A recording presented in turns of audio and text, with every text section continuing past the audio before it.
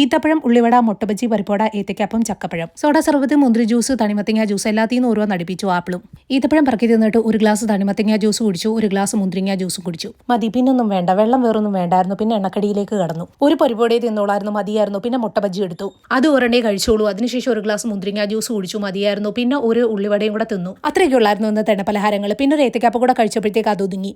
എല്ലാവരും എത്തുന്നതേ ഉള്ളൂ. ഇവിടെ ഇച്ചിരി മുമ്പേ എത്തി ചക്കപ്പഴം. ചക്കപ്പഴം എന്റെ ഫേവറേറ്റ് ആണ്. പക്ഷേ എല്ലാവർക്കും കൂടെ വേണ്ടാണ്ട് 2-3 എടുത്തോളൂ. പിന്നെ ഒരെണ്ണം കൂടെ എടുക്കാമെന്ന് വിചാരിച്ചു. അത് കഴിച്ചു കഴിഞ്ഞപ്പോഴത്തേക്ക് നല്ല ടേസ്റ്റ്. പിന്നെ ഒരെണ്ണം കൂടെ എടുക്കാമെന്ന് വിചാരിച്ചെങ്കിലും പ്ലേറ്റ് കാലി. ബാക്കിയുള്ളവർ എടുത്തുകൊണ്ട് പോയി. പിന്നെ കൈ കിട്ടി ഒരു ഗ്ലാസ് സോഡ സർബത്ത് കുടിച്ചു. പിന്നെ ഇന്ന് ബീഫ് കറി ആയിരുന്നു. ആദ്യത്തെ ട്രിപ്പ് ലൈറ്റായിട്ടുള്ള കഴിഞ്ഞുകൊണ്ട് ഇനി പകുതിയും കൂടെ ഉള്ളൂ. 9:30 ആയപ്പോഴത്തേക്ക് വീണ്ടും വന്നിരുന്നു. ചീനിയും ബീഫ് കറിയും ഒക്കെ ആയിരുന്നു. ഒറോട്ടി നേരത്തെ കഴിച്ചുകൊണ്ട് പിന്നെ വേണ്ടായിരുന്നു. 2-3 ഒറോട്ടി ഇച്ചിരി ചീനിയും ബീഫ് കറിയും ഒക്കെ ആയിട്ട് കഴിച്ചു. ഇത്രയൊക്കെ ഉള്ളൂ. ഇത്രയൊക്കെ എല്ലാവരും കഴിക്കുന്നതാണ്. ഞാൻ ഒറ്റയടിക്ക് കാണിക്കുമ്പോൾ ഒത്തിരി ഉള്ളതായിട്ട് തോന്നുകയാണ്. പിന്നെ ഒരു 15 മിനിറ്റ് കഴിഞ്ഞ് ഒരു ഗ്ലാസ് കഞ്ഞും കൂടെ കുടിച്ചു. പിന്നെ വീട്ടിൽ വാങ്ങിച്ചുകൊണ്ട് വെച്ചിരുന്ന ഒരു പൂവമ്പഴവും കൂടെ കഴിച്ചു. അപ്പോഴാണ് വീട്ടിൽ പിടിച്ച ഒരു കിലോ പഴത്തിന്റെ കാര്യം ഞാൻ ഓർത്തത്. അതിനകത്തുനിന്ന് 2 ഇളക്കിയെടുത്തു. ഇളകി വരാൻ വലിയ പാടായിരുന്നു. എന്നാലും 2 ഇളക്കിയെടുത്തു. അത്രേ ഉള്ളൂ. 2 ഗ്ലാസ് കഞ്ഞിയാണ് മൊത്തത്തിൽ കുടിക്കുന്നത്. പിന്നെ ഒരു ഗ്ലാസും കൂടെ കുടിക്കാനുണ്ടായിരുന്നു. അതുകൂടെ കുടിച്ചു. അത്രേ ഉള്ളൂ.